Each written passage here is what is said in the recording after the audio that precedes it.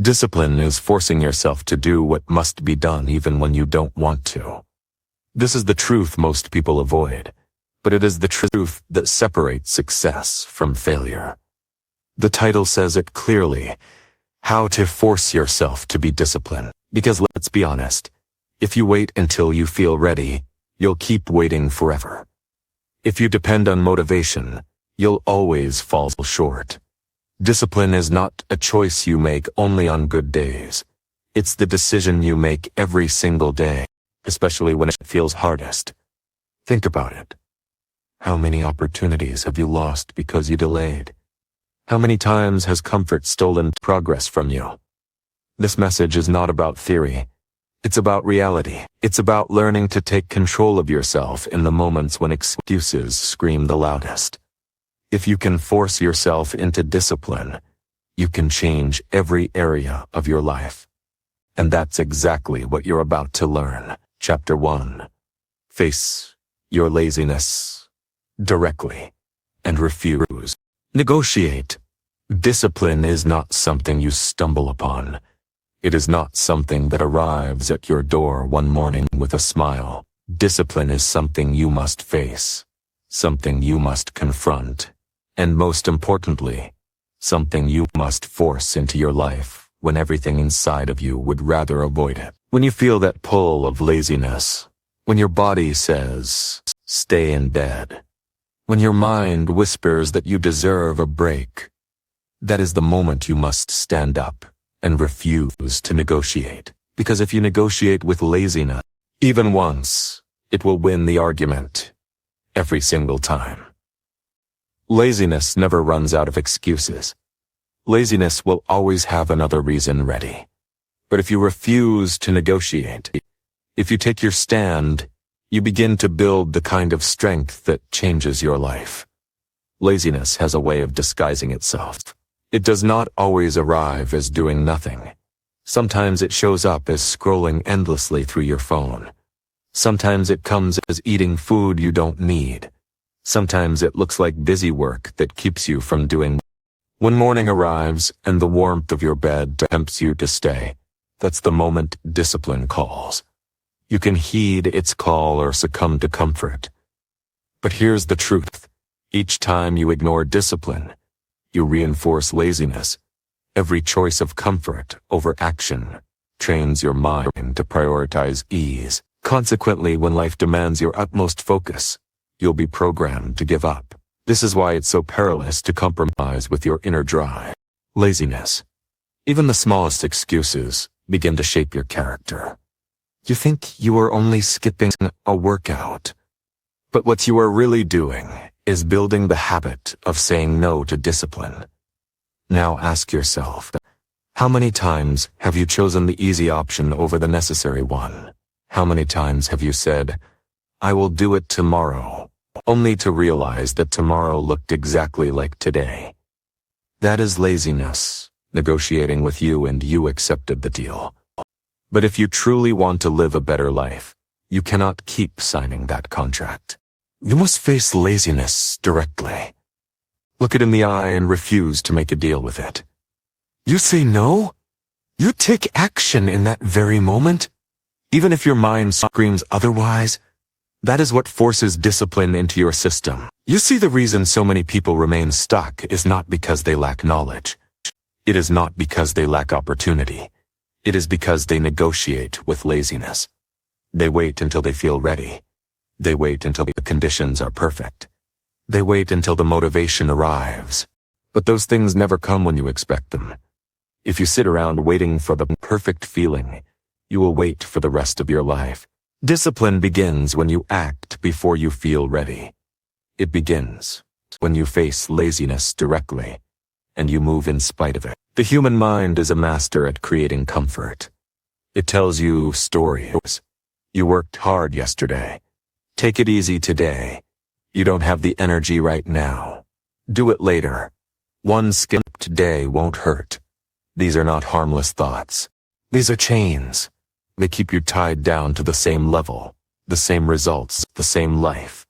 And if you accept them, you become weaker without realizing it. You may think you are just resting, But in reality, you are training yourself to surrender. This is why you must build the ability to recognize those thoughts and shut them down before they control you. Think about the people you admire most. They are not more talented than you. They are not luckier than you. They simply stopped negotiating with laziness. Discipline is cultivated by rejecting excuses and compelling oneself to act, even when motivation is absent. This is the simple, unglamorous secret.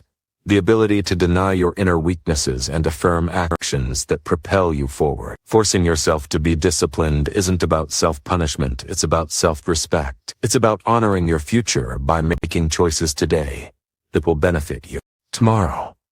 When you refuse to negotiate with laziness, you are telling yourself, I am worth the effort. My future is worth the sacrifice. My goals are worth the discomfort. That is not self-punishment. That is self-respect at the highest level. The truth is, laziness never really goes away. It will show up tomorrow and the day after, and the day after that. You cannot eliminate it, but you can weaken it. You can strip it of its power by refusing to give in to it. Every time you choose action over excuses, you take a piece of strength back for yourself. And over time, the balance shifts. Laziness becomes weaker. Discipline becomes stronger. Eventually, discipline becomes who you are, not just something you do. But that transformation begins with a single moment, the moment you stop negotiating. It will not feel easy at first. Convenient, only when it is hard. Only when you don't feel like it. That is where strength is born. That is where a disciplined life begins. Ask yourself, right now, what have you been putting off? What area of your life have you allowed laziness to win? Maybe it is your health. Maybe it is your studies. Maybe it is your career. Whatever it is, understand this. The longer you negotiate with laziness, the more you lose time. And time is not coming back. That is the real cost of laziness. Not just wasted minutes, but wasted opportunities. So how do you face it directly? You start small. You pick one thing you know you need to do, and you do it immediately. You do not think about it. You do not debate it. You do not ask how you feel. You stand up and you act. That small victory begins to break the pattern. And once you break the pattern once, you can break it again and again and again. That is how discipline is built, through small victories stacked on top of each other until they create a foundation that laziness cannot break. Each victory over laziness brings more than just progress. It builds confidence and self-trust. You'll know that when laziness strikes again, you'll be prepared, unwavering, and ready to act without compromise. This invaluable self-trust, the certainty that you won't negotiate with weakness, will transform your life in unimaginable ways. Ignore those who claim it's too difficult or that they'll postpone action. Do not join them. They are waiting for a moment that will never come. Instead, become the person who says, I will do it now. I will act even when I don't feel like it. I will not negotiate. That person builds a life of freedom, success, and growth. And that person can be you. So remember this. The next time laziness calls, do not answer. The next time it whispers, shut it down. The next time it offers comfort, refuse the deal. Stand firm. Take action. Build your strength, one choice at a time. And never forget, the moment you refuse to negotiate with laziness is the moment you force yourself into discipline. And discipline is the path that changes everything. Chapter 2. Take small actions immediately to train instant response. Discipline is not something you build in giant leaps. It is not something that appears one day after a sudden decision. It is created in small actions taken at the exact moment they are needed. Every time you delay, every time you wait, you weaken the ability to respond. The secret to real discipline is learning to Act immediately to move as soon as the thought enters your mind without hesitation and without negotiation. Those small instant actions train your mind and body to respond without delay. And that habit becomes the foundation of strength in every part of life. Think about how often opportunities pass you by simply because you paused. You felt the urge to exercise, but waited a little longer, and then skipped it. You knew you had a call to make, but told yourself you would do it later, and later never came. You had an idea to write something down, but convinced yourself it could wait, and then you forgot. These small moments do not feel destructive at the time, but they slowly condition you to ignore your own direction.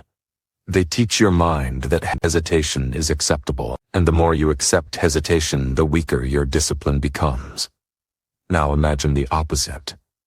Imagine every time you had the thought to act, you moved. You thought of drinking water, so you drank it. You thought of picking up a book, so you opened it. You remembered a task you needed to complete, so you started it right then. That pattern builds something powerful. The ability to respond instantly. That is how you remove laziness before it grows. That is how you prevent procrastination from building roots. And that is how you gain control over yourself. The reason immediate action is so powerful is because the human brain is fast at creating reasons to stop. Within seconds of thinking about doing something hard, your mind creates a list of arguments against it. It tells you you're too tired. It tells you you'll have more energy later. It tells you it's not urgent right now. But those arguments only appear when you wait. If you act before your brain has time to debate, you win. You cut off the excuses before they take shape. That is why small instant actions matter more than big delayed ones. When you decide to train this skill, start with something simple. As soon as your alarm rings, stand up. Not after a few minutes. Not after checking your phone. Stand up immediately. That is a small action, but it builds a strong lesson. I control my response. Do the same when you remember a small task. Do it right then, even if it takes only 30 seconds. Each time you do this, you reinforce the message that you are a person who acts, not a person who waits. Discipline is not just about grand goals. It is about teaching yourself that your actions follow your decisions. If you decide to do something and then don't, you are teaching yourself to doubt your own word. But if you decide and then act instantly, you are teaching yourself trust. That trust grows into confidence. Confidence grows into consistency. And consistency builds a disciplined life. But it begins with small actions taken immediately. You may think small actions are too insignificant to matter, but they are the seeds of change. When you act instantly on a small task, you train the same mental muscle that will later help you act instantly on bigger challenges. Picking up a book today trains the same discipline that will help you start a business tomorrow. Standing up as soon as your alarm rings trains the same discipline that will help you stay strong under pressure later. You cannot skip the small steps. They are the training ground for the big ones. If you want to test yourself, give this rule a try. When you think of something necessary, count down from 3 and then do it. 3, 2, 1, move. Do not let the thought sit for long. That simple rule removes hesitation. It breaks the habit of waiting, and it forces you to build a new reflex. Act now. Over time, you won't need to count. Your body will move on its own. That is what real discipline feels like. Not forced effort, but trained reflex. But here is the truth.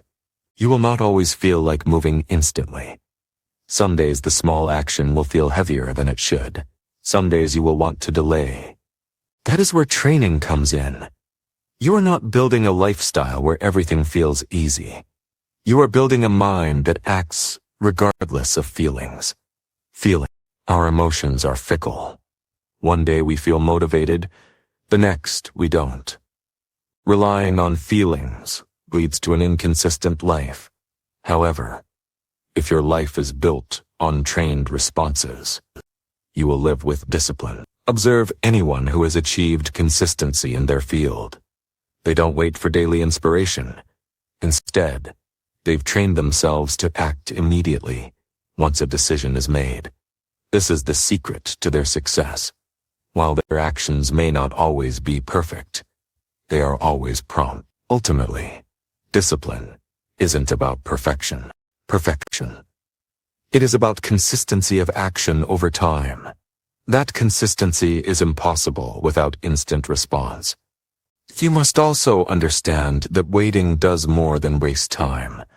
It weakens your self-respect.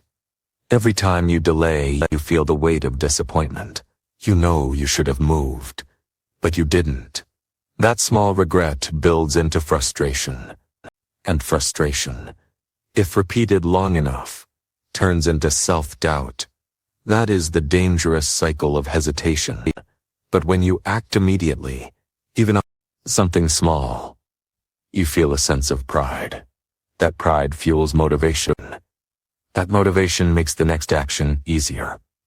And soon your life is filled with momentum instead of regret. Discipline is not a gift. It is a choice repeated until it becomes natural. And the most powerful way to train that choice is through instant action. When you think of doing something productive, move before excuses arrive.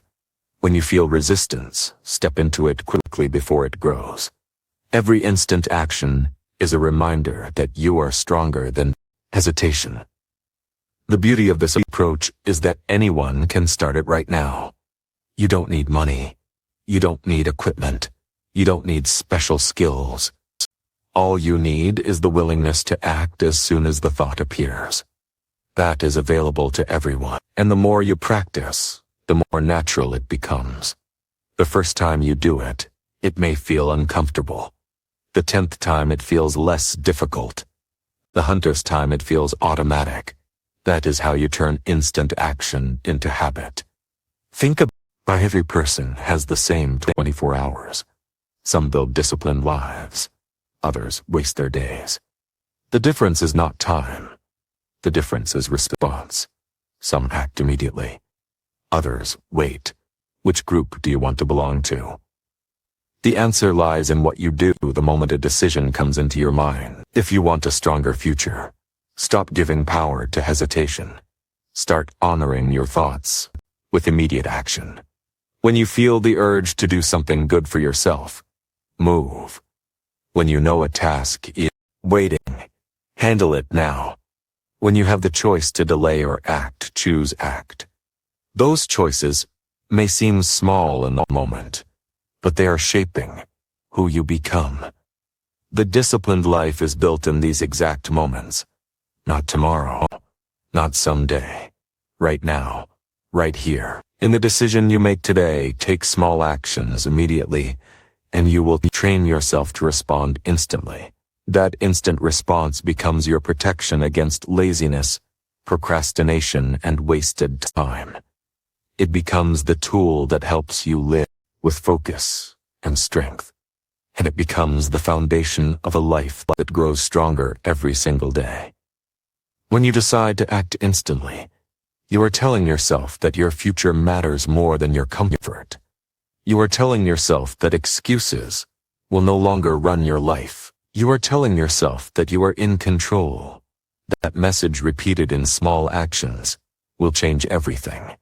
So when the next decision enters your mind, do not wait. Do not hesitate. Do not negotiate. Act. Move. Respond. Because the life you want is waiting, but only for the person who learns to act without delay. Chapter 3. Control your thoughts before they control your decisions. The greatest battles of discipline are not fought outside but inside the human mind. Every action you take begins first as a thought, and every decision you make is shaped by the direction of your thinking. If you do not learn to control what goes on in your head, then your life will always be led by impulses, emotions, and distortions. But when you gain control over your thoughts, you put yourself in the position to make stronger, clearer, and wiser choices. Discipline becomes possible only when you understand how powerful your thinking truly is. Most people underestimate how much their thoughts influence their lives. They believe that actions are separate from thinking. But in reality, action is only the extension of what you allow to stay in your mind. Think about it. The person who repeatedly tells themselves they will never improve eventually stops trying. The person who constantly thinks will fail does not even begin. Thoughts are not harmless.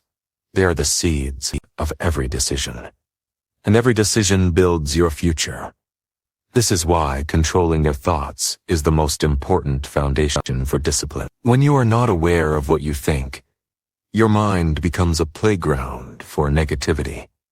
One negative thought leads to another, and soon you are filled with hesitation, fear, or excuses. You say to yourself that you are too tired, that you are not capable, or that it is not worth the effort. If you allow these thoughts to sit in your mind, they will shape your actions.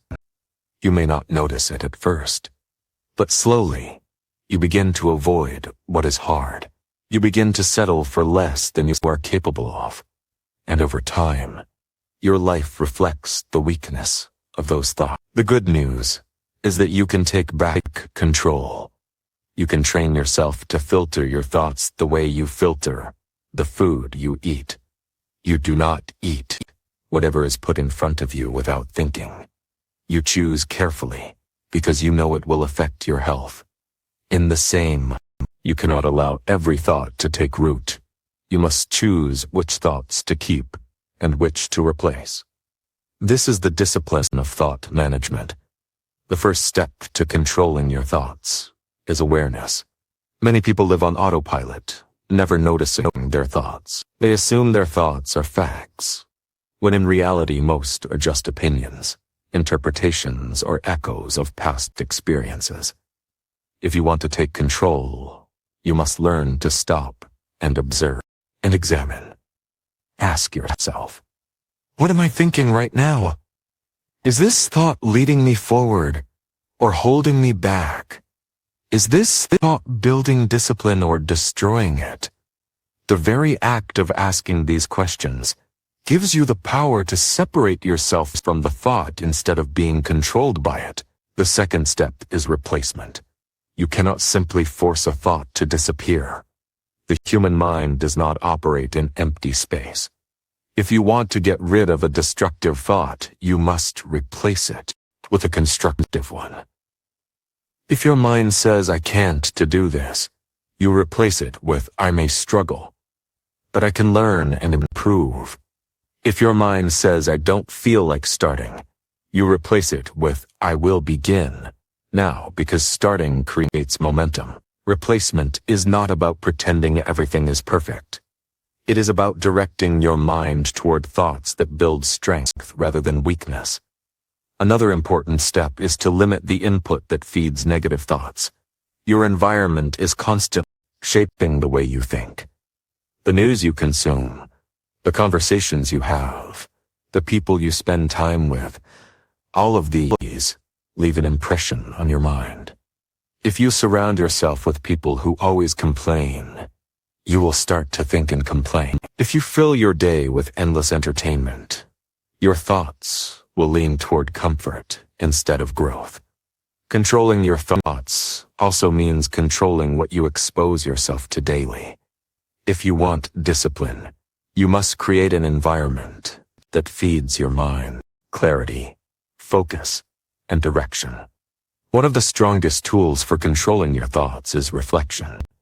Set aside time each day to examine how your thinking guided your choices. Ask yourself, did my thoughts push me toward my goals or away from them today? Where did I let negativity control my actions? Where did I win the battle in my mind? This habit builds awareness and allows you to make corrections before poor thinking becomes a habit. The more often you reflect, the quicker you catch harmful patterns. Understand this truth. Your feelings often follow your thoughts. If your thinking is undisciplined, Your emotions will be unstable. You will feel discouraged, overwhelmed, or anxious. Not because of circumstances, but because of how you are thinking about them. But when you control your thoughts, your emotions become more stable. You feel capable, strong, and in. And when your emotions are steady, your decisions improve. This is why controlling your thoughts is not just a mental exercise. It directly affects your energy, your focus, and your ability to follow through. You must also learn to challenge irrational thought. Many times your mind will exaggerate reality. It will tell you the task is too big, that you don't have enough time, that failure is certain. But when you step back, you realize those are not facts. They are fears. Discipline grows when you confront those fears with truth. The task may be big, but it can be broken into steps. You may not feel ready, but you can start with what you have. Failure may be possible, but so is success. Challenging thoughts is how you prevent them from dictating your behavior. Controlling your thoughts is not about ignoring difficulty. Life will always present challenges. It is about choosing how you respond to those challenges in your mind before you respond in your actions. The person who disciplines their thoughts says, "This is difficult, but I can handle it, one step at a time." The person who does not control their thoughts says, "This is difficult, so I won't try." Same situation, different thought, complete different outcome.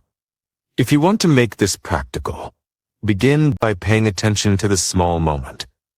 Notice what you say to yourself when the alarm rings. Notice what you think when you face a hard task. Notice the thoughts that appear when you feel tempted to delay. Then begin the practice of replacing them instead of 5 more minutes of sleep. Say, "Getting up now strengthens me." Instead of "I'll do it later," say, "Doing it now keeps me disciplined." Instead of "This is too much," say, "I will take the first step." This is how you slowly retrain your mind to work for you instead of against you. Over time, as you win more battles in your mind, you begin to feel stronger. You trust yourself more because you know your thoughts no longer control you. You control them. That trust builds a kind of quiet power. You no longer feel like a victim of your feelings. You no longer let every distraction pull you away. You live with intention. That is the essence of discipline. Living by choice instead of reaction. One of the great benefits of controlling your thoughts is that it gives you freedom. People often think discipline is about restriction, but it is the opposite. When your thoughts are clear and directed, you are free from the chaos of impulses and doubt. You are free to decide your own actions, instead of being pulled by every feeling. That freedom gives you strength. It gives you peace, and it gives you the ability to move forward consistently, even when life is difficult. The difference between those who stay stuck and those who grow, simple. The ones who stay stuck never take control of their thinking. They let their thoughts run wild, and those thoughts lead them into poor decisions, wasted time, and regret. The ones who grow learn to master the inner dialogue. They choose thoughts that serve them. They replace weakness with strength. And because of that, their actions follow a higher path. From this moment forward, make it your mission to notice your thinking. Treat every thought as a visitor, knocking on the door of your mind. Some visitors you welcome in because they bring value. Others you send away because they bring harm. The power to decide who stays and who leaves is yours. When you exercise that power daily, discipline becomes not just an action but a way of life. Do not wait until your thoughts drag you into poor decisions. Take control at the first moment. Direct your mind before it directs you. Replace weakness with strength, doubt with determination, hesitation with action. This is how you take ownership of your life.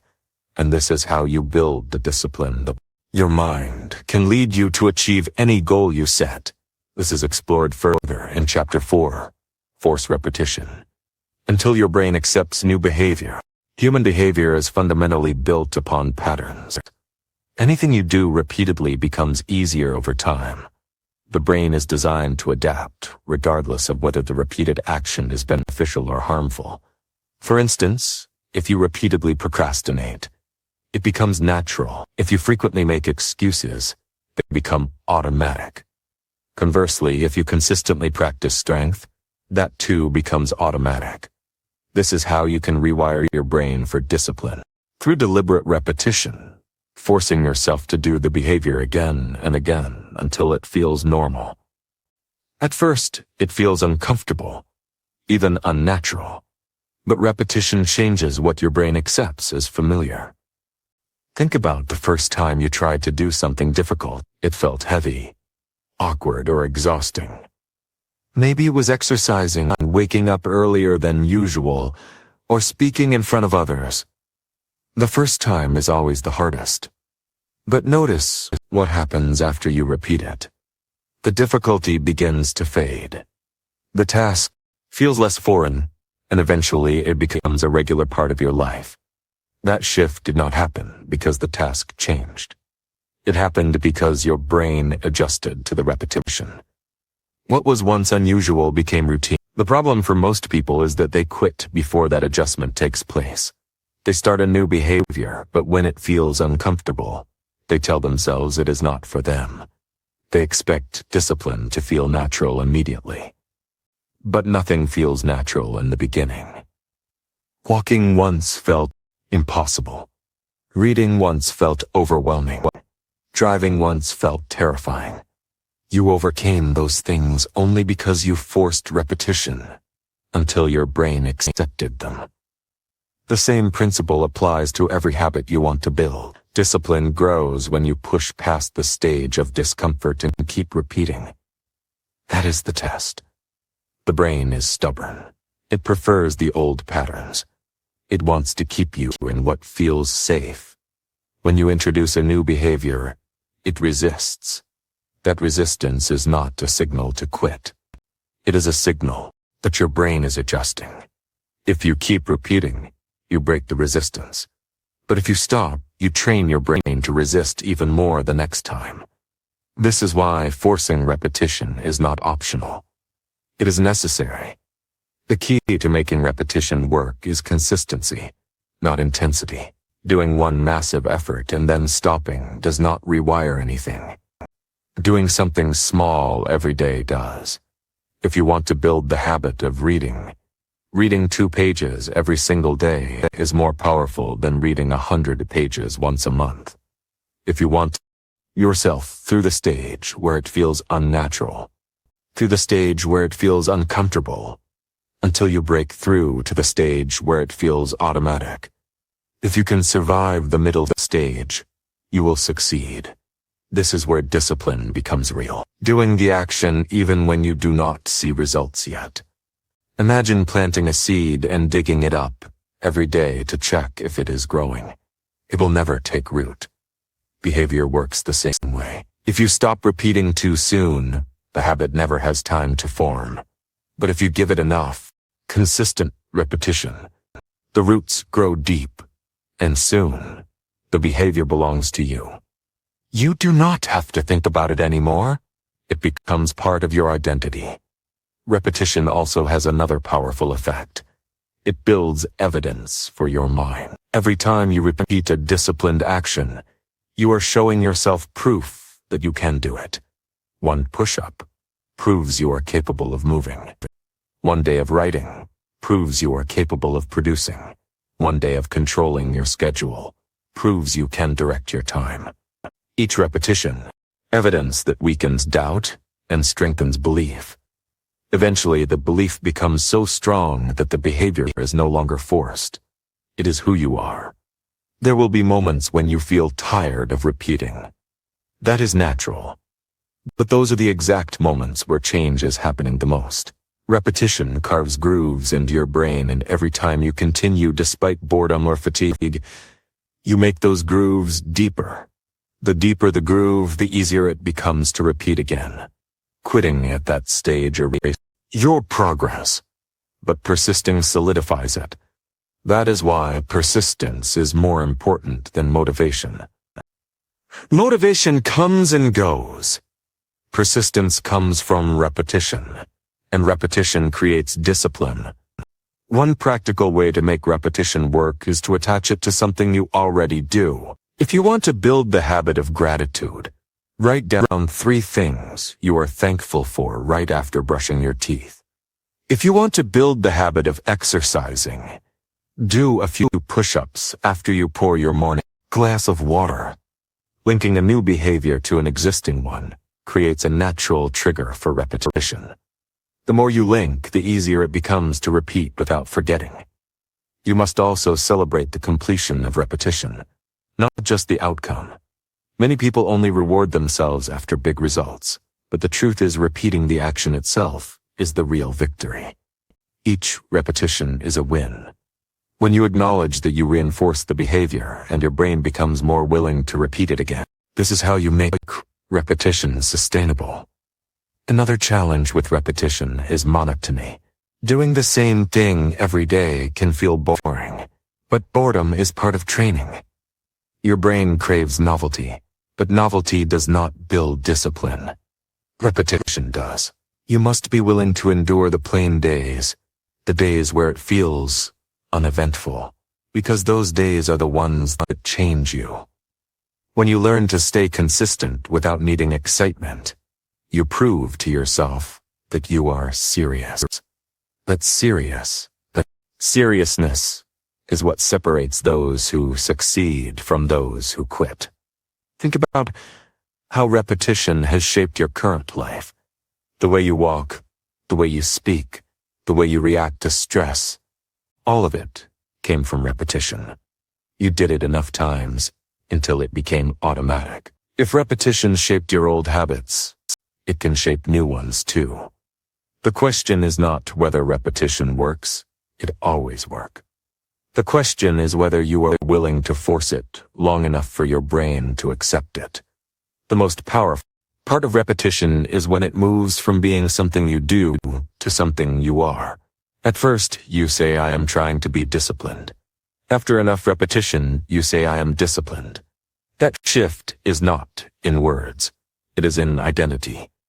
You no longer have to remind yourself every day. You simply live it. But the only way to reach that stage is through forced, consistent repetition. If you want to test yourself, choose one small behavior and commit to repeating it daily for the next 30 days. Do not a single day. It could be writing 1 paragraph, drinking more water, or turning off your phone before bed. Force yourself through the discomfort, through the boredom, through the resistance.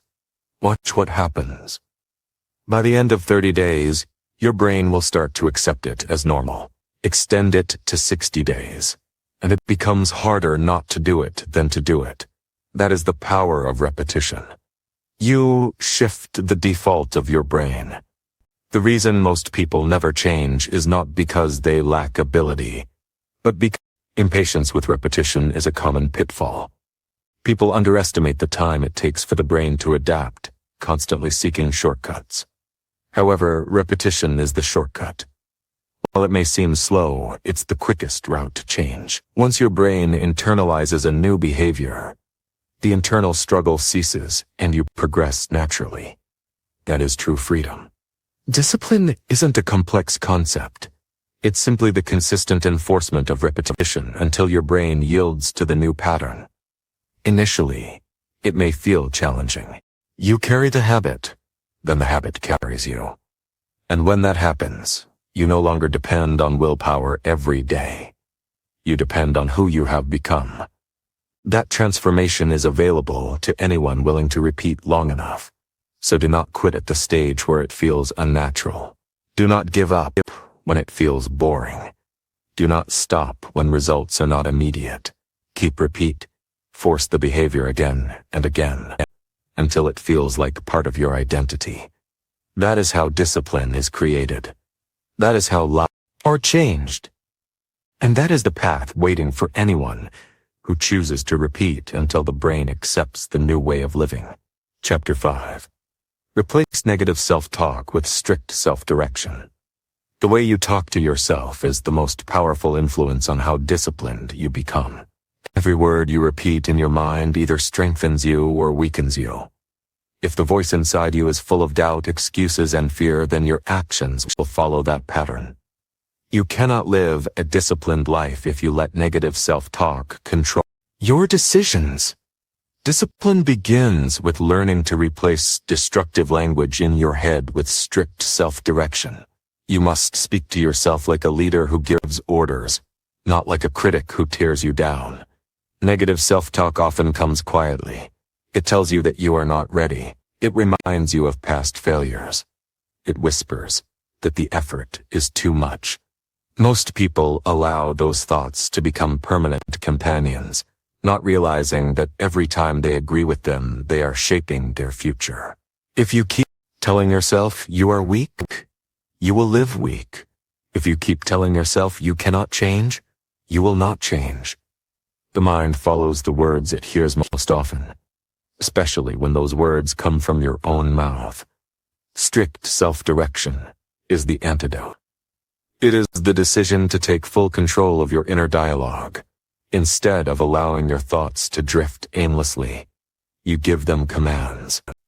Instead of telling yourself you cannot, you direct yourself to act.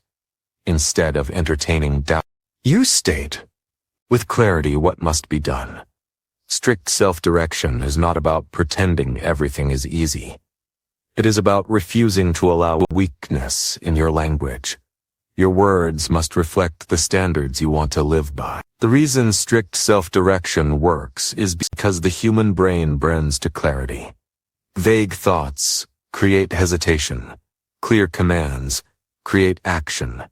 If you tell yourself, maybe I should do this, your body hesitates. If you tell yourself, I must do this now, your body follows. The tone you use with yourself matters.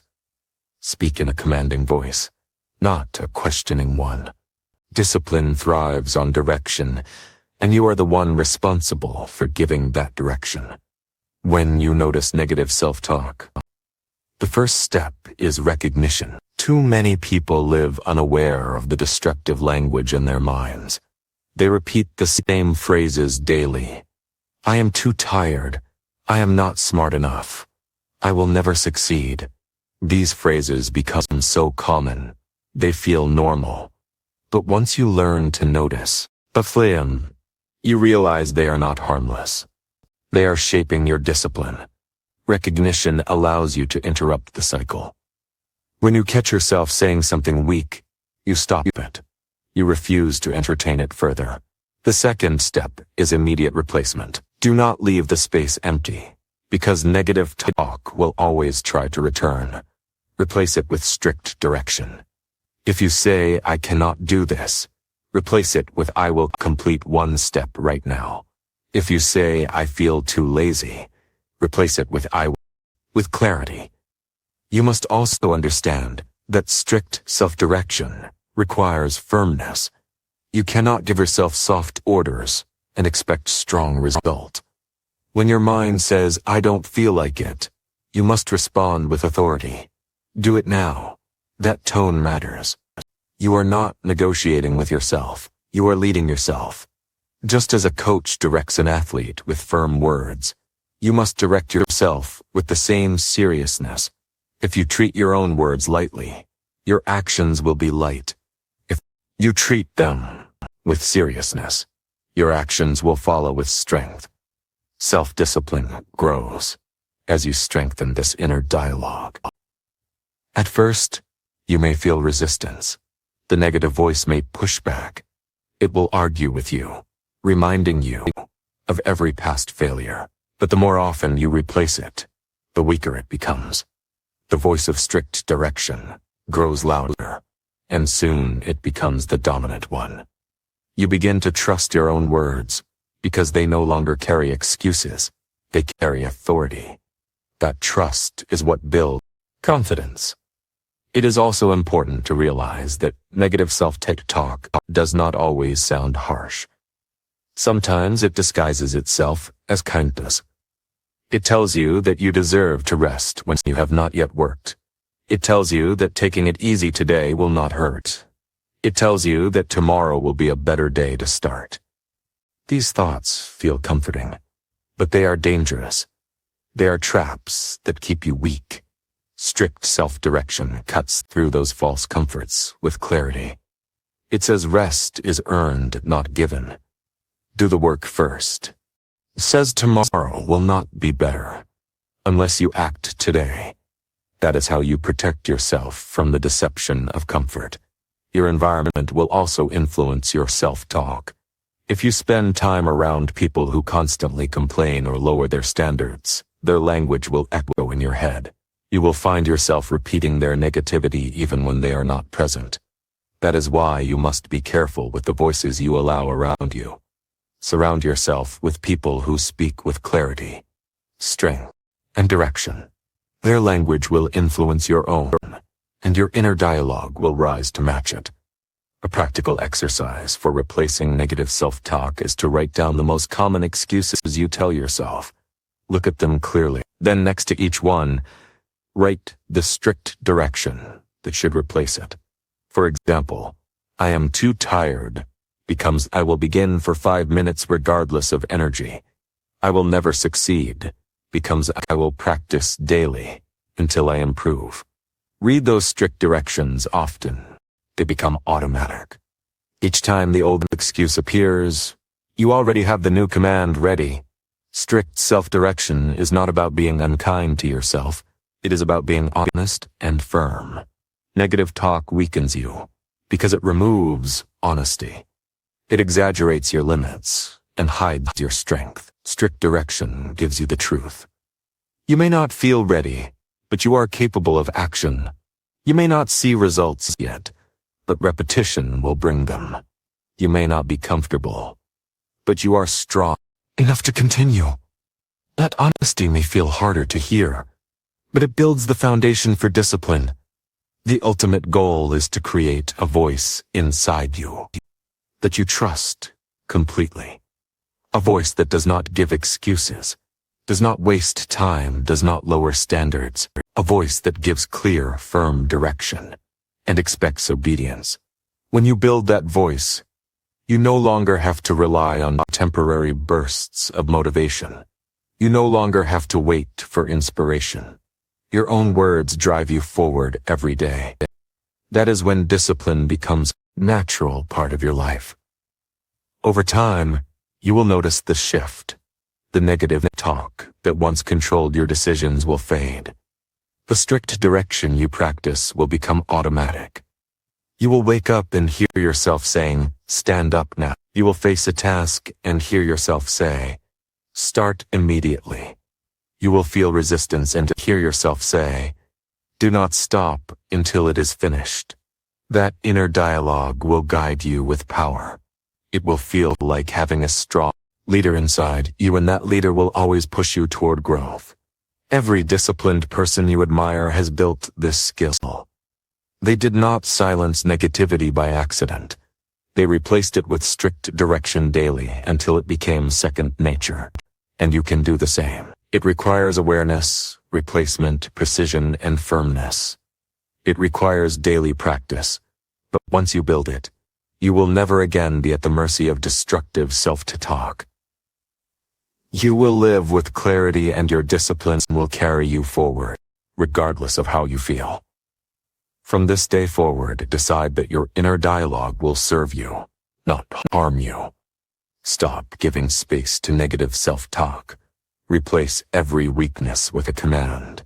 Speak to yourself as a leader, not as a victim. Direct yourself firmly toward action, and never forget the words you repeat to yourself each day are shaping the discipline that defines your future. Chapter 6. Use pressure to act when comfort pulls you back. Comfort is one of the greatest enemies of discipline. It feels safe. It feels pleasant. It feels familiar.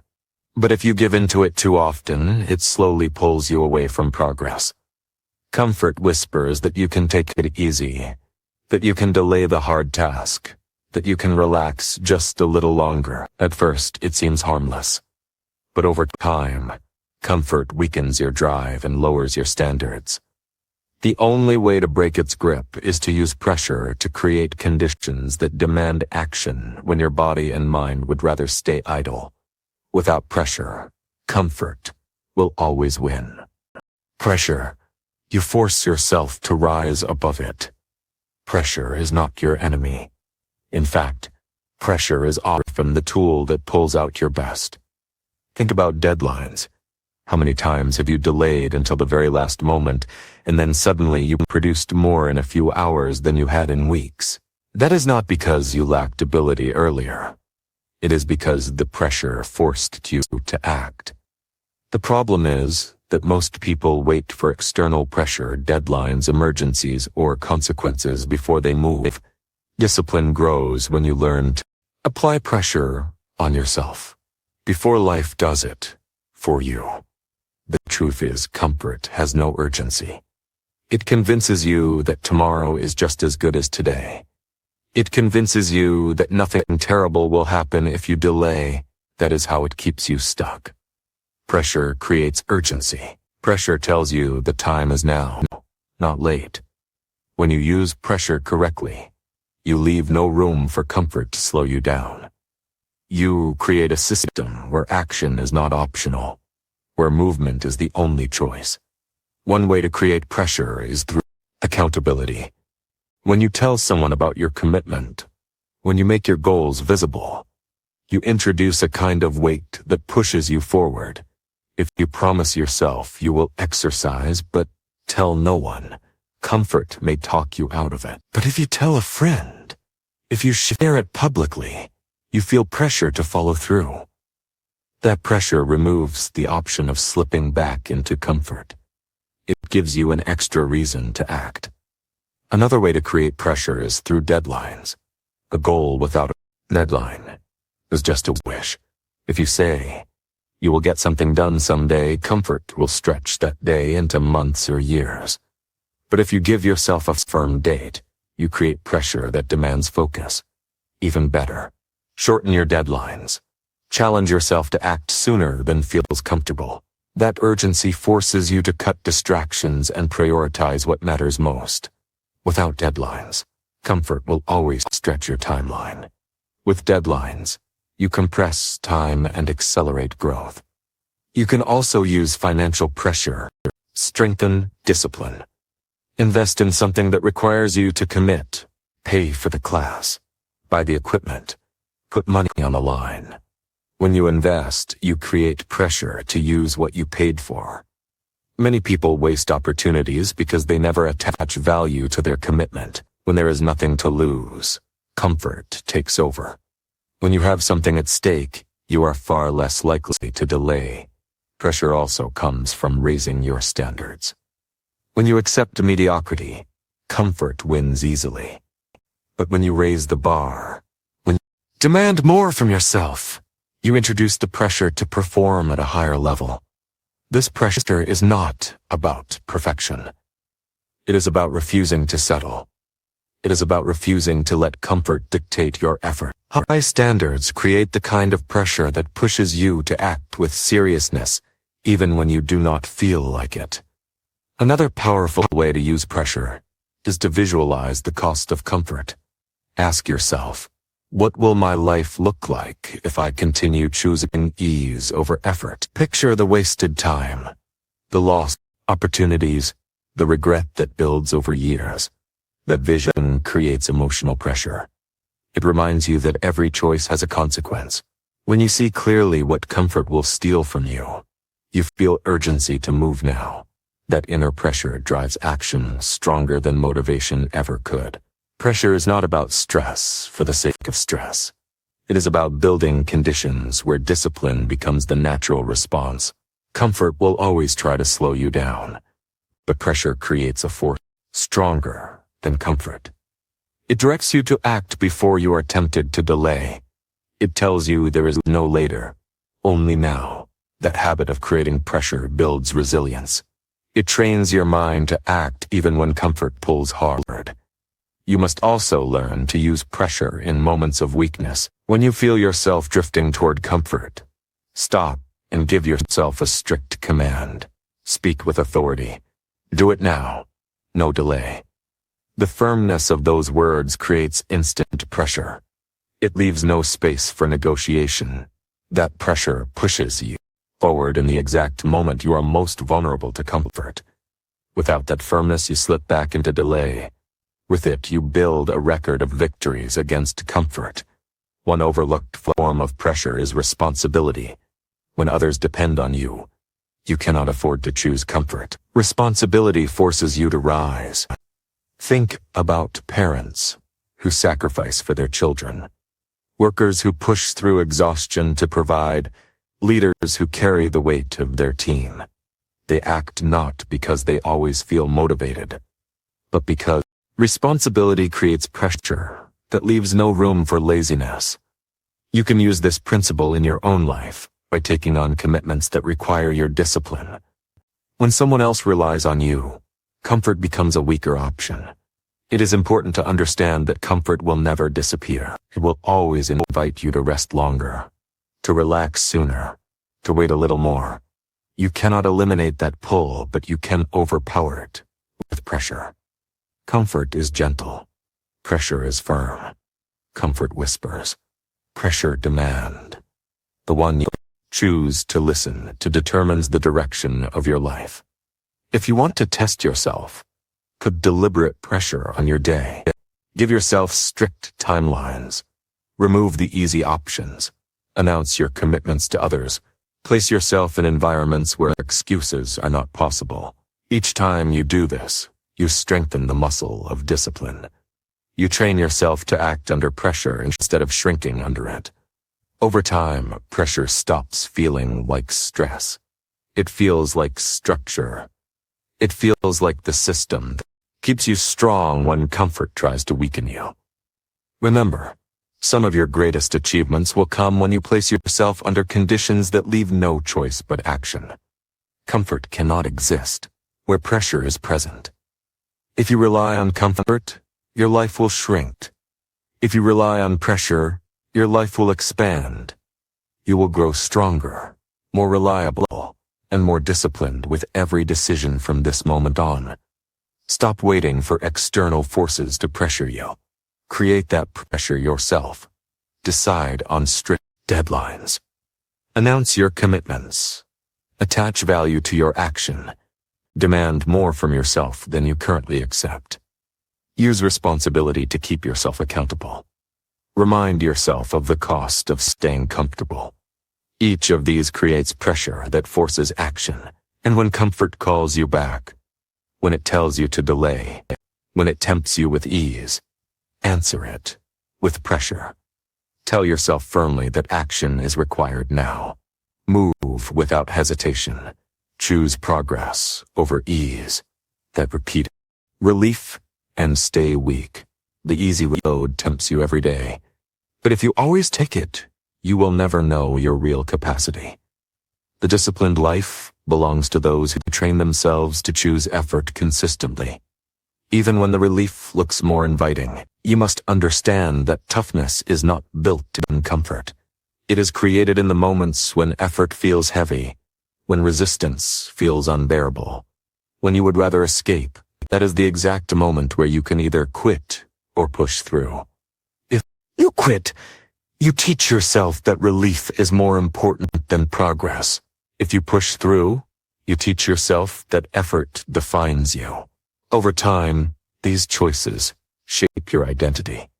You either become the person who gives in to relief, or the person who thrives under effort.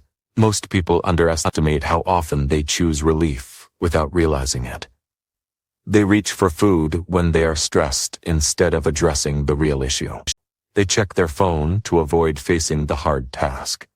They stop short finishing what they started because the effort is uncomfortable. Each of those moments feels small, but they accumulate into a pattern. That pattern either builds weakness or builds toughness. The mind adapts to whichever one you feed.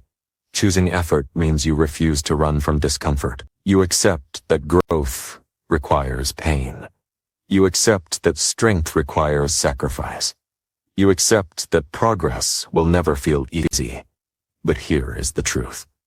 The discomfort of effort is temporary, while the weakness that comes from chasing relief lasts much longer. When you push yourself to complete the work, the pain fades and the reward remains. When you give in to relief, the comfort fades and the regret remains. Mental toughness is about training yourself to live for the long reward, not the short escape. Discipline requires you to recognize the tricks of relief.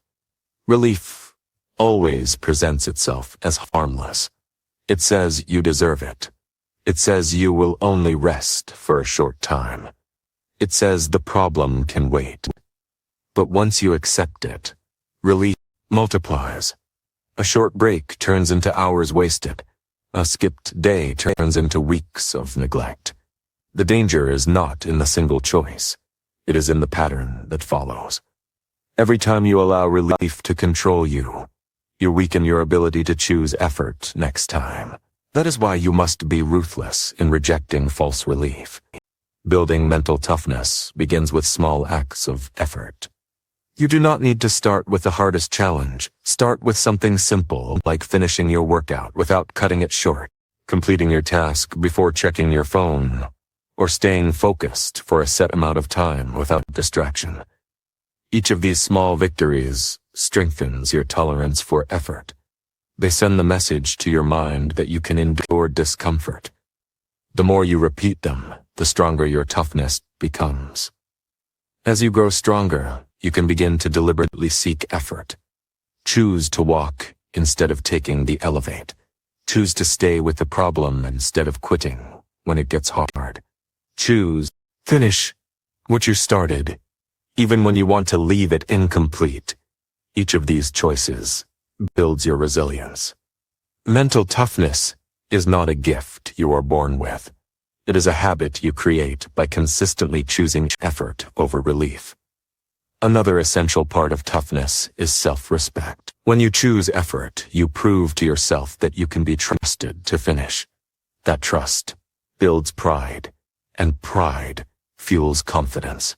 But when you choose relief, you lose respect for yourself. You may enjoy comfort in the moment, but later you feel disappointed. That disappointment weakens confidence. You start doubting your own ability to follow through. The only way to reverse that is to rebuild trust through effort. Every time you push past comfort, you earn back your respect. Mental toughness also requires patience. Relief always looks attractive because it offers immediate comfort. Effort demands time before results appear. You may work for weeks or months before seeing significant change. This is where many people quit. They cannot handle the gap between effort and reward. But the disciplined person accepts that patience is part of the process. They understand that every day of effort is a brick in the foundation. They trust that the reward will come if they keep stacking those bricks. That trust is what allows them to keep choosing effort even when relief is calling loudly. One practical way to build toughness is to set rules for yourself that you do not break.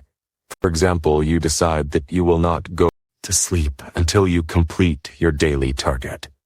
You decide that you will not stop halfway once you begin. These rules act as anchors. When relief tempts you, the rules remind you of the standard you live by. Strict personal rules create the kind of pressure that keeps you aligned with effort. Without them, it is too easy to drift into excuses. You must also remember that effort feels different once you get started. The hardest part is the beginning. The first few minutes of pushing yourself always feel heavier than the rest. That is where most people surrender. But if you force yourself past that beginning, the body and mind adjust, and the effort becomes manageable. The key is to push through that initial resistance without giving in to relief. If you do that repeatedly, your toughness grows naturally. Discipline also grows when you stop seeing effort as punishment and start seeing it as training. Effort is not a punishment for weakness. It is the path to strength. Every difficult task is a workout for your mind. Uncomfortable moment is practice for resilience. When you adopt this perspective, you no longer resent effort. You embrace it as the tool that makes you unshakable. That mindset shift is critical. People who see effort as punishment run from it. People who see effort as training welcome it. Relief may feel good for a moment, but it cannot build character. Character is built only in effort. When you are tired but keep going, you grow. When you are afraid but take action anyway, you grow. When you want to quit, but stay until it is finished, you grow? These moments define toughness. They separate the disciplined from the undisciplined, the achievers from the average, and every person has access to them. The difference is whether you choose effort or relief to build toughness. You must also expose yourself to challenges intentionally. Do not always wait for difficulty to arrive on its own. Create it. Wake up earlier than you want. Push yourself to work longer on your craft. Hold yourself to higher standards when nobody is watching. Voluntarily choosing effort makes you stronger. So when life forces effort on you, you are already prepared. The more you train under self-imposed effort, the less likely you are to break when real pressure comes. Eventually, you will realize that effort is what gives life meaning. Relief feels empty because it creates nothing. It is fleeting, but effort produces results. Effort builds skills. Effort creates confidence. Effort leaves a legacy. When you look back, you will not be proud of the times you escaped into comfort. You will be proud of the times you chose effort and prove to yourself that you were stronger than you thought. But pride will stay with you far longer than any temporary relief. From today forward, begin to notice your daily choices. When comfort pulls you toward relief, stop and ask yourself, which decision will make me stronger? Which choice will make me proud later? Which path builds my discipline? The answer will almost always be effort. Then make the decision quickly. Do not give relief time to argue. Take the harder road and remind yourself that this is how toughness is built. Over weeks and months, you will notice the change. Tasks that once felt overwhelming will feel easier. Challenges that once broke you will feel manageable. You will begin to carry yourself with quiet confidence, knowing that you can rely on your own strength. That transformation will not come from reading or wishing. It will come from repeatedly choosing effort when relief was calling. This is the law of mental toughness. Every time you choose effort over relief, you grow stronger. Every time you choose relief over effort, you grow weaker. The decision belongs to you. And when you consistently choose effort, discipline stops being something you struggle for and becomes something you live naturally. Chapter 8. Fight impulses by reminding yourself of long-term pain. Impulses are quick, sudden urges that pull you toward comfort, distraction, or instant pleasure. They show up without warning, and if you obey them, they lead you away from the path of discipline. You feel the impulse to skip your workout, to eat something unhealthy, to delay the task that demands your attention, or to quit before finishing. In the moment, the impulse feels harmless, even justified. But the truth is, impulses are traps. They offer short relief, while creating long-term pain. If you want to force discipline into your life, you must train yourself to fight those urges by reminding yourself of the cost of giving in. Every choice carries a consequence.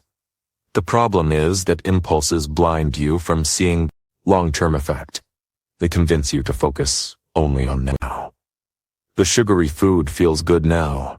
The skipped workout feels easier now. The delayed work feels lighter now. But tomorrow you feel weaker. Tomorrow you feel behind. Tomorrow you carry regret. That regret is the pain impulses never show you in advance. The secret to overcoming them is to pause and project yourself into the future. To imagine clearly the pain of what surrendering will cost you. Think about the times you let an impulse control you. How did you feel afterward? Did the comfort last? Or did it fade quickly, leaving you with guilt and disappointment? The truth is, the reward of an impulse never lasts as long as the regret. That regret lingers. It grows. It weighs on you over time. When you remind yourself of that truth, you begin to see impulses for what they are, short-term thieves that rob you of long-term strength. Discipline is about training your mind to look beyond the present moment. Anyone can choose what feels good now, but the disciplined person chooses based on the impact tomorrow. This ability is what separates growth from stagnation. If you always chase impulses, you will live in cycles of starting and stopping, motivated one day and defeated the next. But if you fight impulses with the reminder of long-term pain, you begin to break the cycle. You gain control over yourself. One of the strongest tools you can use is visualization. When the impulse comes, do not just think about the comfort it offers. Picture the pain that follows. Picture how you will feel if you give in. Imagine looking in the mirror and seeing no progress because you skipped again. Imagine the stress of unfinished work piling up because you delayed again. Imagine the opportunities lost because you quit again. Let those images become clear. That emotional reminder of pain will cut through the false pleasure of the impulse. You must also remind yourself that impulses are temporary. They feel strong in the moment, but they pass quickly if you resist. The problem is that most people never learn to wait them out. They feel the urge and immediately obey it. But if you pause, if you remind yourself of the long-term pain and hold the line, the impulse weakens. Each time you resist, you gain more strength. Each time you fight back, you build more confidence. And with practice, impulses lose their power over you. Fighting impulses is also about building awareness. You must learn to notice the situations that trigger them.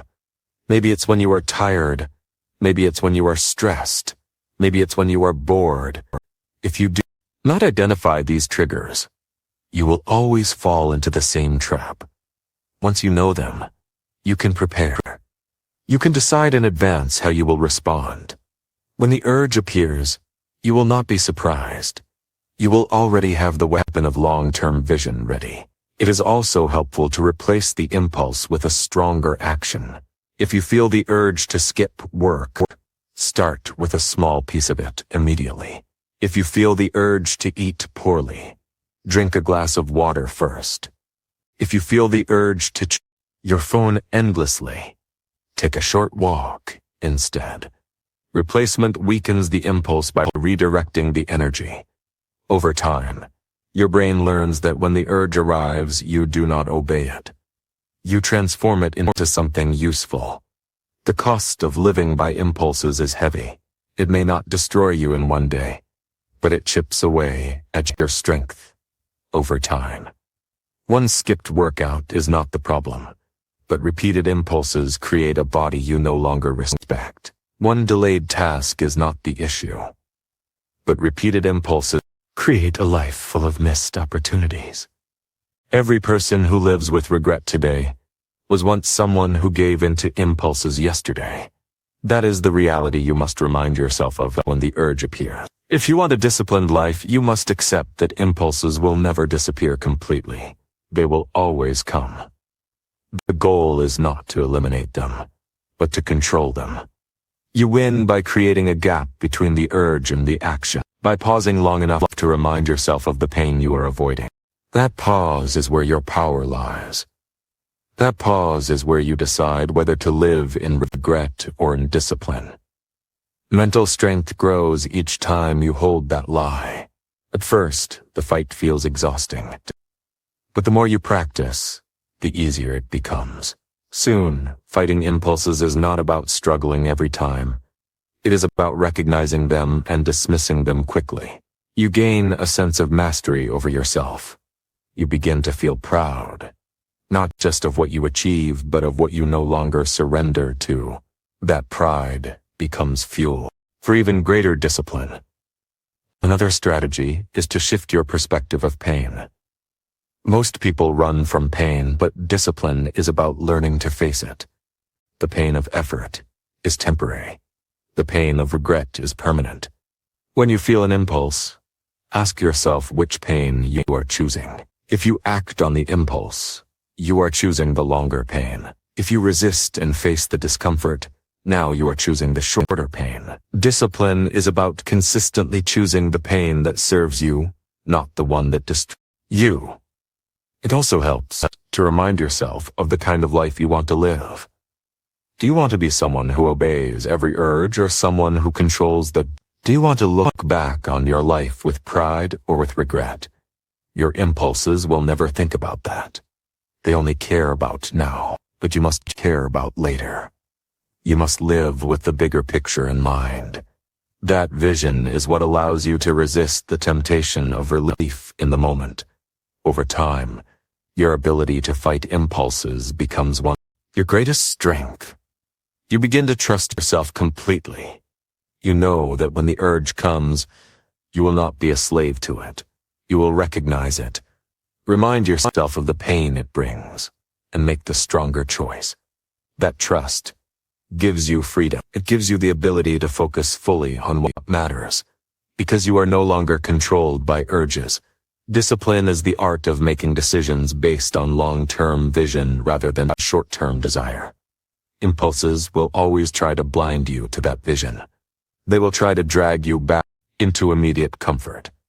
But when you fight them with the reminder of long-term pain, you take away their power. You create space between what you feel and what you choose.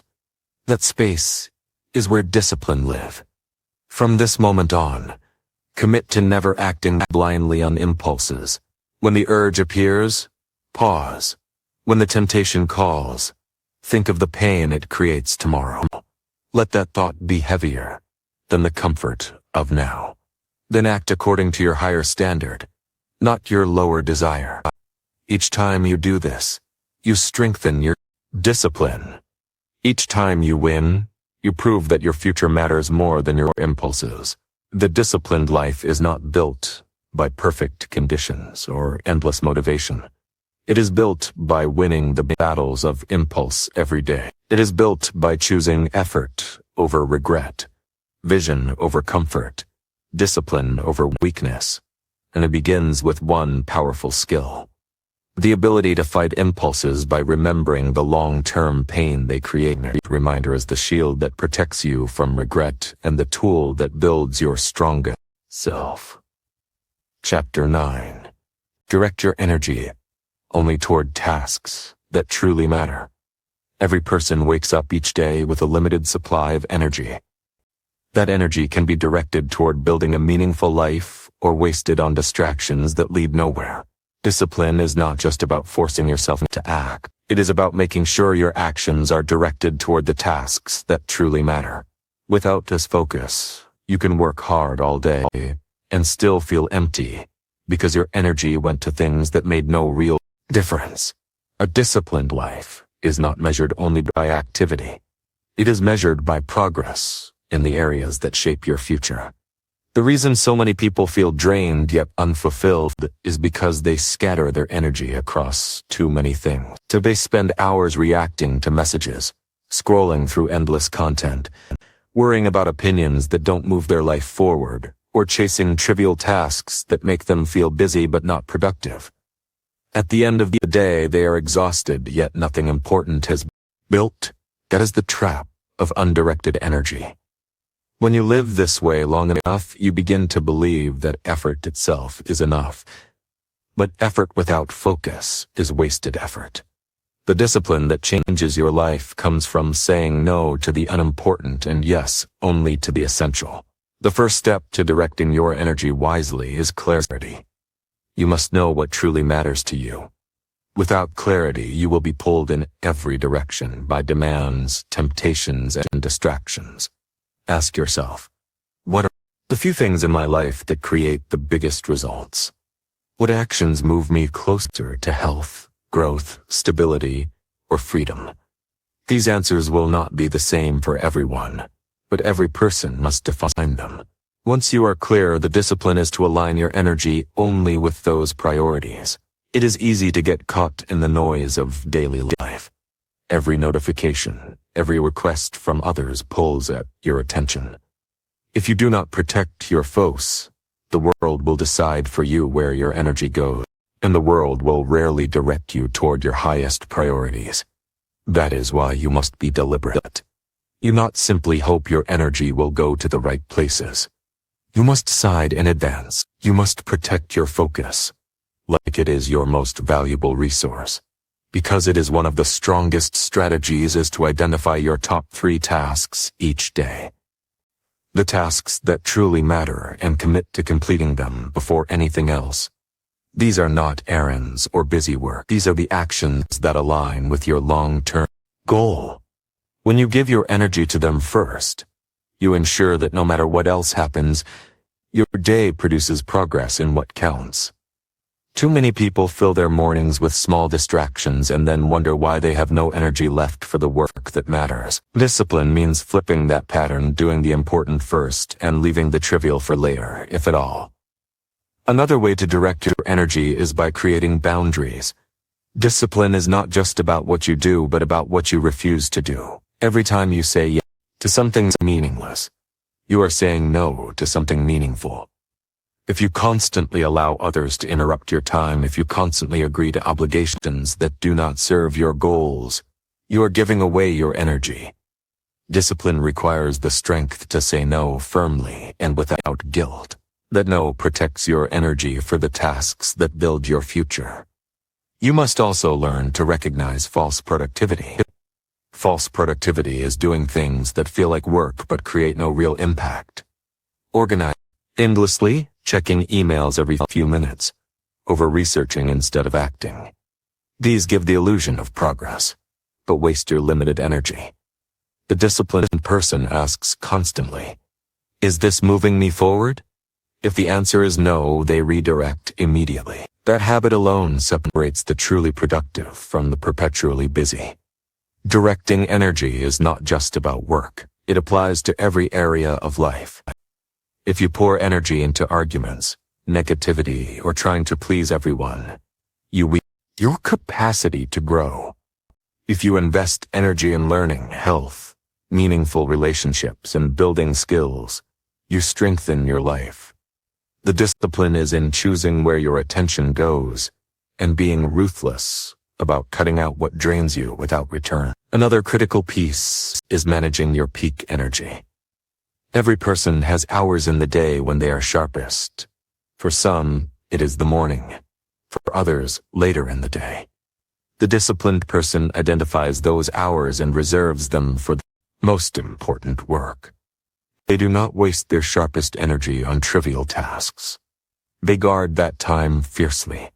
This single decision can transform your productivity because directing your best energy to your best work multiplies results. It is also vital to track where your energy goes. Most people have no idea how much time they lose to distraction. Hours disappear in entertainment, gossip, or mindless scrolling, and they wonder why nothing changes. When you track your habits honestly, you see clearly the leaks. Your discipline. Awareness creates the opportunity to redirect. Each time you catch yourself drifting, you can remind yourself, "This is not where my energy belongs." Then you bring it back to the tasks that matter. Directing energy requires courage, because it often means disappointing others. People will always want your attention for things that benefit them, not you. They will not care if it drains your focus. If you do not stand firm, you will constantly give away your energy. Discipline is about being selfish. It is about being intentional. If you cannot protect your energy, you cannot build the life you want. And when you waste your energy, nobody else pays the price you do. There is also a deeper reason why directing your energy is essential. Life is short, and every day you spend on meaningless tasks is a day you never get back. The regret of wasted energy is painful, Many people realize too late that they spent years working on things that did not matter, only to find themselves with nothing of value to show. Discipline saves you from that ragged. It ensures that your time, effort, and focus are invested in building something lasting. To apply this principle, create a list of your highest priorities, no more than 5. Then compare everything you do against that list.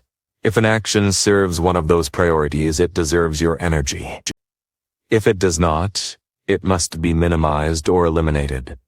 This is how you cut out the noise and live with direction. The disciplined life is not about doing everything. It is about doing the right things with consistency. Over time, directing your energy becomes a habit. At first, you must remind yourself constantly. You must pause before saying yes. You must resist the temptation to do what feels urgent but unimportant. But eventually it becomes natural. You instinctively focus on what matters and ignore what doesn't. That habit creates momentum. And with momentum, your progress multiplies. You begin to see results faster. Not because you are working harder, but because you are working smarter. The people who achieve the most are not the ones who work the longest hours. They are the ones who direct their energy with precision. They know their priorities and give their best to them. They ignore distractions. They protect their focus. They invest in what creates growth. That is the secret. Not endless effort, but disciplined effort directed toward meaningful task. From this moment on, challenge yourself to notice where your energy goes. Ask yourself often, is this building the life I want? Is this moving me toward my goals? Or is it draining me? Then make the disciplined choice. Direct your energy only toward the tasks that truly matter. Cut out what is meaningless. Protect your focus, and watch how your life begins to transform when every ounce of energy fuels progress, instead of being wasted on distraction. Chapter 10. Condition your mind to act without waiting for motivation. Motivation is a feeling, and feelings are unreliable. They come and go without warning. One day you feel unstoppable. The next day you can hardly get yourself to move. If you build your life on waiting for motivation, you will never be consistent. You will only act when conditions feel good, and you will fall back the moment they don't. Discipline requires something stronger than motivation. It requires conditioning your mind to act regardless of how you feel. This conditioning is what separates people who dream from people who achieve. The truth is that action does not depend on motivation. Action creates its own energy. Many people this backwards. They sit and wait for the right emotion to appear before they begin. They think they need inspiration before they can start the project, go to the gym, or change their habits. But inspiration often only arrives after action has already begun. The very act of moving generates the momentum that feelings cannot. If you only move when you feel motivated, you will waste countless opportunities. If you train yourself to move without it, you will create results every day. Conditioning your mind to act means removing choice from the equation. When you decide that something must be done, you no longer wait to see if you feel like it. You act because it is required. Just as a soldier does not decide whether to train, just as a pilot does not decide whether to check the aircraft, you build rules for yourself that do not depend on moods. Those rules condition you to follow through whether you feel excited or tired, inspired or bored. You move because you trained your mind to obey the decision, not the feeling. One of the most effective ways to build this conditioning is to create non-negotiables. These are commitments you do every day, no matter what. It could be writing a certain number of words, exercising for a set time, or dedicating part of the day to focused work. The point is that they happen without discussion. By repeating them daily, your brain learns that they are automatic. You no longer sit in the morning debating with yourself. The habit takes over. That is conditioning. This practice begins small. Do not overwhelm yourself by trying to change. You wait after deciding to act, the more space you give for excuses to appear. If you decide to exercise, start immediately. If you decide to study, open the book right then. Delay feeds hesitation, and hesitation kills discipline. Immediate action, even if small, locks in the decision. Your mind learns that once you decide, you move. That repeated pattern rewires your behavior until acting instantly is automatic. It is also helpful to reframe how you think about motivation. Instead of waiting for it, treat it as a bonus. When it is present, enjoy it. When it is absent, ignore it. Stop giving it the power to dictate your actions. If you wake up feeling inspired, use it. If you wake up feeling drained, act anyway. When you live by this principle, you no longer care whether motivation shows up or not. You operate on a higher standard. That standard is discipline. Another strategy for conditioning your mind is to tie action to identity. Stop saying, "I need motivation to do this." Instead, say, "I am the kind of person does this." When you connect discipline to who you are rather than how you feel, your actions become consistent. If you identify as a disciplined person, then acting daily without waiting for motivation is simply what you do. Identity-driven discipline is far stronger than feeling-driven discipline. You must also expect resistance. Your mind will test you. It will search for reasons to delay.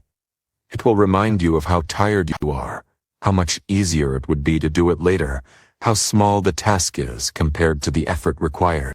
This mental resistance is natural. The key is not to eliminate it, but to act despite it. Each time you do, you prove to yourself that you are stronger than resistance. That proof builds confidence, and confidence reinforces discipline. There is also value in embracing discomfort directly. Many people avoid action because they wait for it to feel good. But part of conditioning is teaching yourself that you can act even when the task feels unpleasant. You can write when you don't feel creative. You can train when your body feels heavy. You can study when your mind feels distracted. By doing so, you teach yourself a powerful truth. Your feelings are not in charge. You are. That realization transforms the way you live. Conditioning also benefits from structure. If your days are unstructured, you leave space for indecision. If you have clear routines, your brain shifts into action without waiting for permission. Wake up at the same time. Begin your work at the same time. End your day with the same ritual. These structures condition your behavior until they no longer feel like choices. They feel like automatic parts of your life. The fewer decisions you leave to feelings, the stronger your discipline becomes. Think about the people you admire, who have achieved extraordinary results. Do you believe they felt motivated every day? Of course not. They acted because they trained themselves to move without motivation. They understood that the work must be done whether the emotion was there or not. That is, they're consistent. Consistency is not built on inspiration. It is built on conditioning. The cost of waiting for motivation is high. You lose time. You lose progress. You lose trust in yourself. Each time you delay, you reinforce the belief that you cannot act without the right mood. That belief grows stronger until you feel powerless to change. But the opposite is also true. Each time you act without motivation, you reinforce the belief that you are in control. That belief grows stronger until action, second nature. That is the path to freedom. From today on, stop relying on feelings to guide your life. Train yourself to act based on commitment. Condition your mind by repeating daily actions until they are automatic. Shorten the gap between decision and movement. Create non-negotiable standards. Embrace discomfort as part of the process. Treat motivation as optional, not essential. Build an identity based on discipline, not emotion. These principles will condition your mind into a force that acts. regardless of how you feel. And when you master this, you become unstoppable. You no longer need to wait for inspiration to visit. You no longer waste days because motivation didn't show up. You live with certainty, knowing that no matter what, you will act. That certainty is the foundation of discipline, the foundation of progress, and the foundation of a life of strength.